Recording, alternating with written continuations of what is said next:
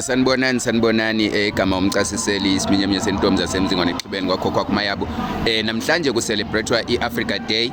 Sinenduna yamabutho la ubaba uNgwenya. Engasichazela ukuthi namhlanje ubekwa yini yena la sesajwayela ukuthi nje amabutho siwathola mhla kusemhlahlandlela o mhla kuthiwa siya kwaDukuza o kuthiwa siye eSwazini enxwaleni. Baba uNgwenya. Sibingelele lapha kwaza ethembu yasifila insizwa yakithi. Lapha ngibekwa isizathu sokuthi ngingumAfrika. Kanti njengoba nginduna amabutho nje laphana kunezinhlelo esizihlukaniselanayo esizenzayo zisebenza nesizwe sakithi. Njengoba uzokhumbula ukuthi abanye abantu abahleli balomcimbi bangama lawyers of human rights. Ngokuba nezinkinga kwabantu bakithi sagcina sesiwele ezandleni zabo sisebenza kanye nabo. Yikho ke kwahlukana khona lapho relationship yethu nabo bathi bona ke nxa bezokwenza umcimbi lo basinxusa la ukuthi sibe khona.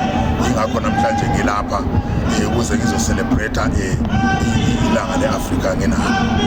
Siyabonga kakhulu kodwa ungathini ngokubambana kweAfrika ngalesi sikhathi kusenzeka inje siyabona ukuthi manje kuza ama-elections la eMzansi Afrika kuzoba nezingxuthungxuthu uthola ukuthi ama-Afrika siyaqala ukuxabana kakhulu uma kusiba nezinto ezifana nama-elections kuthiwe hayi umAfrika wangapha nowangapha uye oyenza lokhu nalokhu.